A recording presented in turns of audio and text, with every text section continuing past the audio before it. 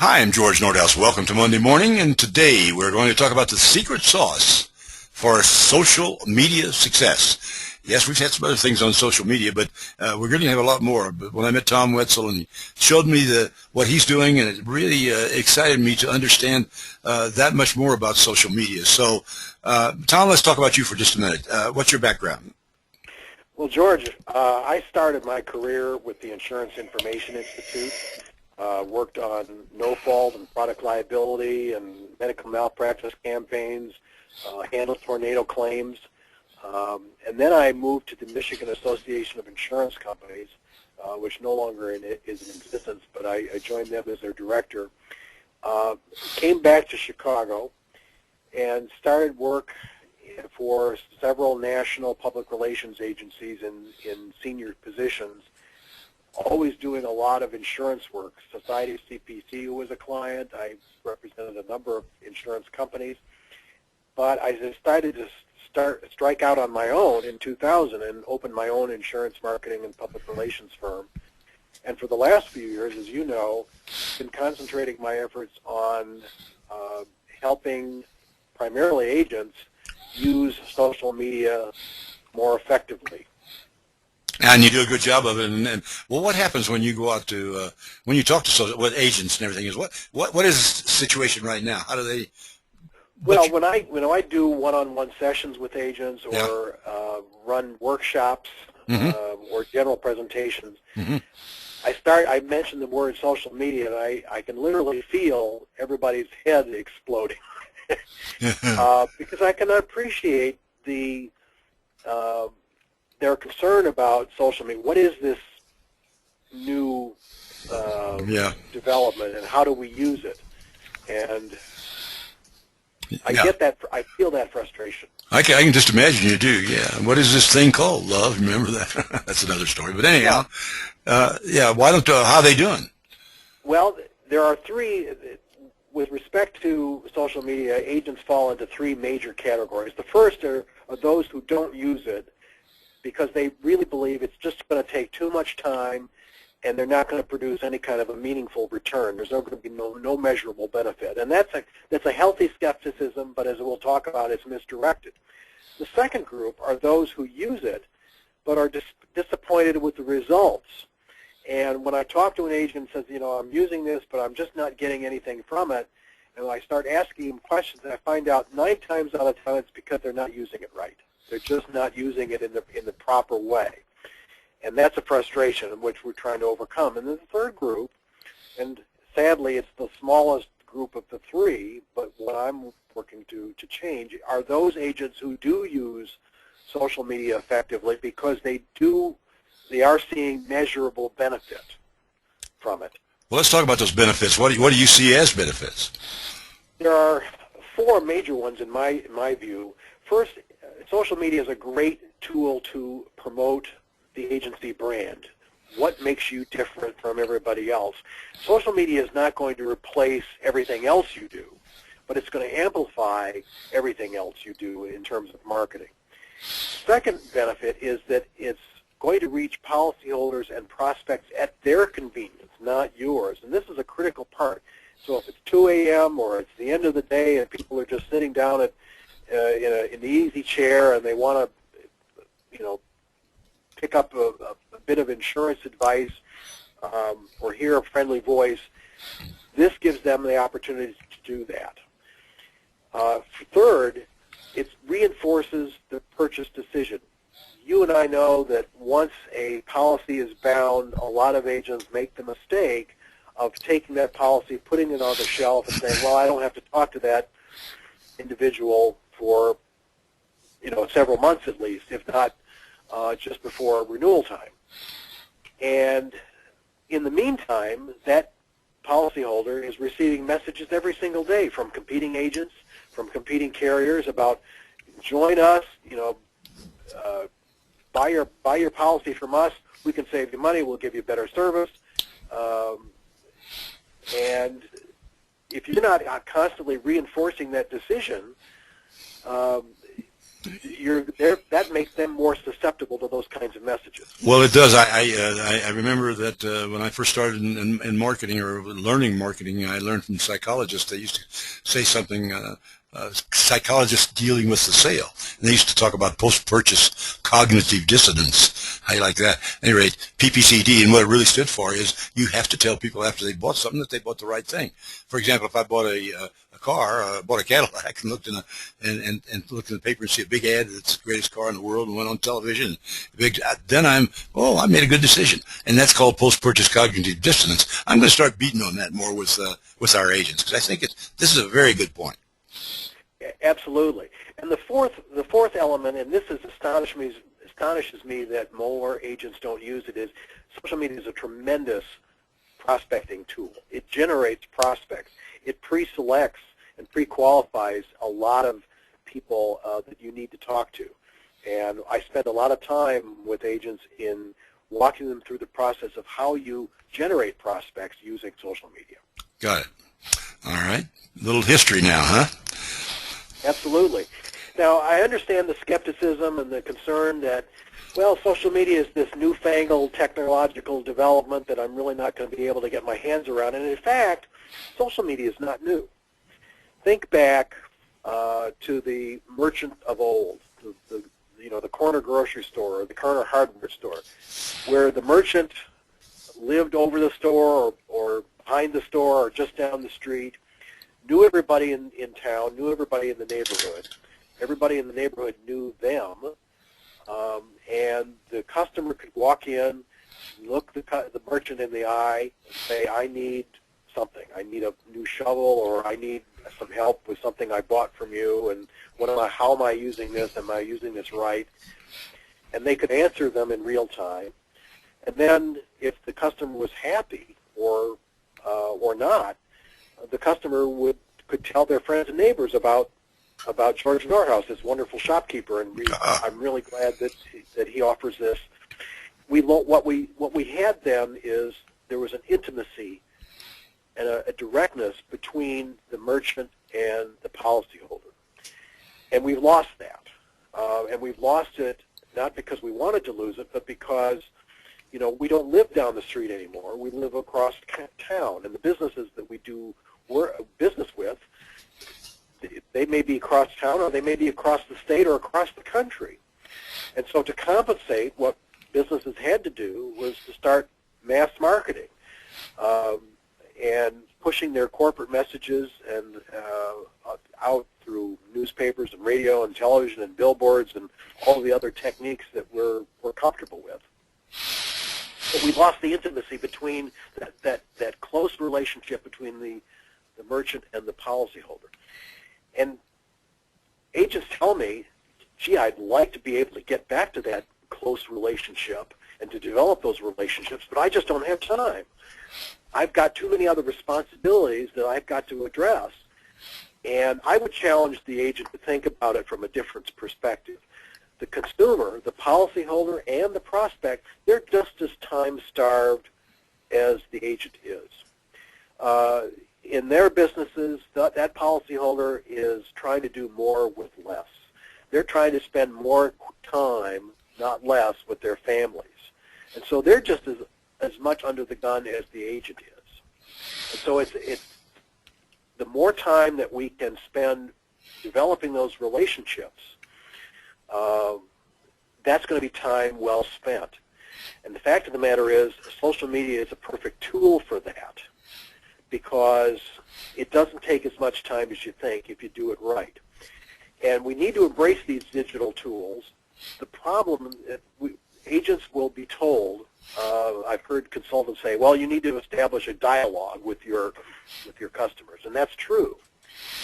But unfortunately, the dialogue that we end up creating because of our familiarity with mass marketing tools is this one-sided relationship that is up on the screen. It's the agent telling the consumer, this is the way things are, and take it or leave it. And that's not the right model. You need to give the consumer the opportunity to respond in real time and to create that intimate relationship. Well, how's the agent going to do that now? Now we get to the key part. First is we have to rethink our relationships with policyholders and prospects, because the relationship is not based on a transaction. It's not the policy itself. It has to be built on continual communication. And for the simple reason that, again, once the policy is bound, that consumer is bombarded every single day with messages from competing agents and from competing carriers about the value of their services. And if the agent is not constantly reinforcing the wisdom of that agent, of that customer selecting George Nordhaus as his agent, you're leaving yourself vulnerable to those kinds of competing messages. Yeah, and I think that a lot of agents believe that they're doing continual communication. They send out a newsletter, or I send out a birthday card. Well, they don't even do that. I mean, we've kind of lost that, and we've got to get back in that. I agree with you. Continual communications on a positive basis, and build. Well, you know what to build. You're the guy that came up with it. Customer loyalty, huh? Exactly, because it's all about retaining those customers. You want to grab those customers, but you want to keep them. And the way to do it is through continual communication. And agents say, well, that's not possible. But in fact, it is possible using social media. The question is, how do I do it in the right way? Mm-hmm. And that's what we're going to talk about now. Mm-hmm. A lot of young people are using it, aren't they? Exactly. Now, and the reason you use social media is because everybody is using it. If you go, this is a chart according to the Pew Internet study. If you look at the lower left-hand corner, in February of 2005, that's when social media really started.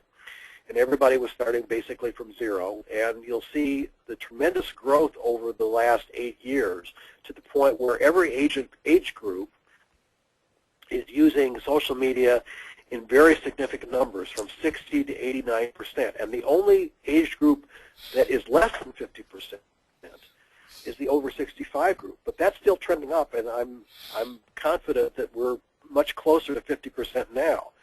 The point of all of this is that social media is being used by everybody, and it is utter madness for any insurance agent to say, well, I'm not going to use social media, because the marketing landscape has shrunk.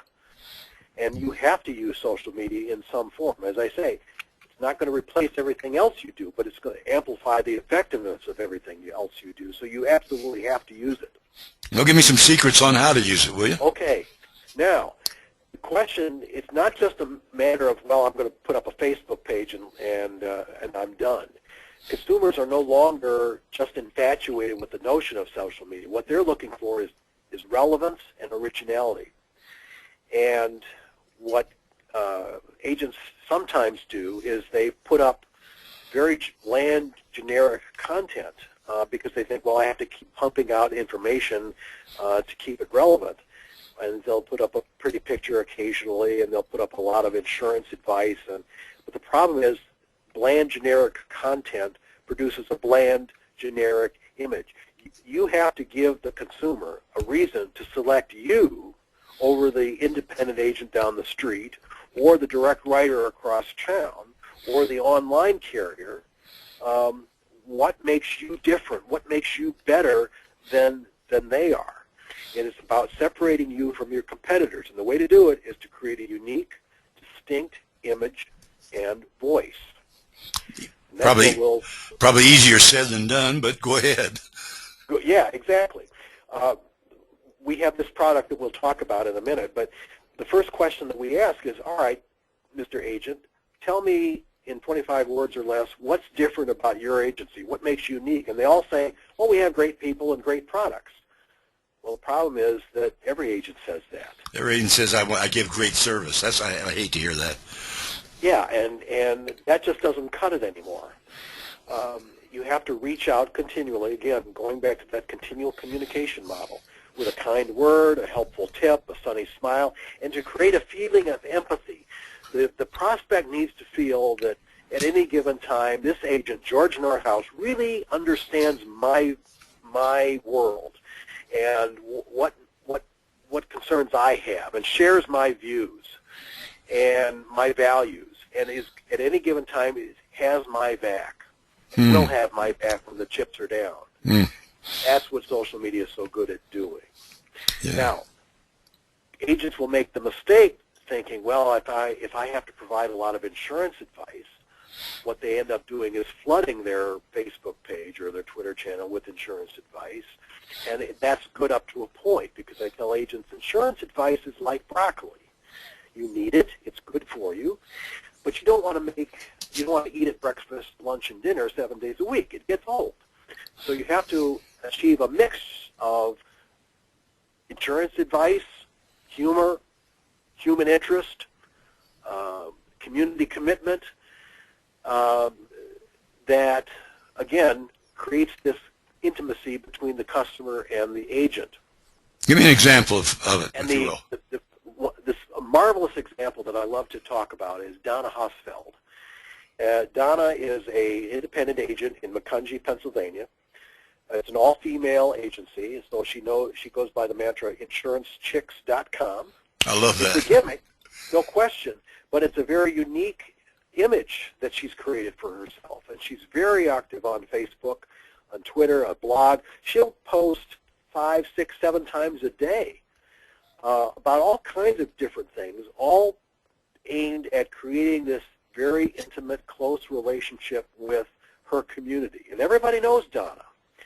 And she's a very savvy agent, and she delivers insurance advice as well as everybody else, but she does it in a very unique way. Let me ask something, man. What's that Happy Peeps up on top of the menu? Happy Peeps. Well, Happy Peeps is happy messages, and Peeps is play on the insurance chicks. I know. I got it. You know. Yeah, I got it. But oh, me darn, I got to go into that website as soon as we get off this interview here. Exactly. But yeah. as they say, she's a very savvy individual, a savvy agent, and every agent has been known to tell to a policyholder, in an impending storm, you need to tie down your grill and your lawn furniture so they don't become missiles. Well, Donna had came up with a better way of saying it. Anyone need to hear my flying objects sermon again? It's very visual. It's very humorous, but there's a very serious message to it. But I guarantee you that message resonated a lot farther and stronger than any other agent in town delivering the same message. I'll bet she so. found her own voice. I bet so. Not just touch points. It's not touch points. Not the number of times that you talk to a policyholder, or they get a message from you in an email or a brochure. It's about making an emotional connection with that policyholder or with that prospect, as Donna Hesfeld did with the trampoline. That's a connection to cut through the noise. And what it bottom line is what makes you you. Every agent has a unique personality. Every agent worth his or her salt has developed their business based on diligence and perseverance and professionalism and a can-do attitude and a unique personality. It's a question of discovering what that unique personality is and transferring it to a digital platform. And the agents who use social media effectively, who realize measurable benefits, do it by wearing their personalities on their sleeve, because they know I'm unlike any other agent in town. I love it. I love it. Well, I'll tell you what, that's a good background. Next week, what are we going to talk about? Next week, we're going to talk about mining data, because social media is so much about listening, and there's an enormous amount of intelligence that you can derive from it. But it's a question of how to collect that information in a systematic, controlled way, and then taking that information and using it to promote your agency. You've got this secret sauce too that we could talk about. I love this. This is your idea. Go ahead. Tell about this before we quit. This grew out of my conversations with agents. They were telling me their frustrations And what we came up with is called the Social Media Content Roadmap. It's a one-time investment. It only takes several weeks. It's a low-cost tool.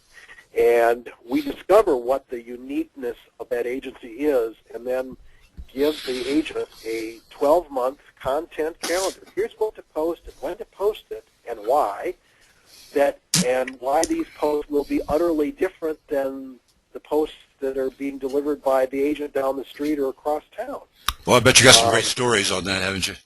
Oh, it's wonderful. It's empowering because, again, it goes back to the idea that social media need not be as complicated as you think it is, because it's really drawing out what's natural to any agency principle, a producer. Well, on that note, don't forget to, you go to, you being the listeners can go to the social media management. That's very, very interesting. I like that. Go in and talk to Tom at any time and pass this Monday morning on to your friends and neighbors and to people in your agency or whomever. Please feel free to do that. And then next week again, we'll pick it up from there. And you're going to leave from there, and you'll have so many good ideas. It's not even funny. And don't forget to go back to the email, and you can click on the quiz flash. You can click on the errors on missions of the week, idea of the week.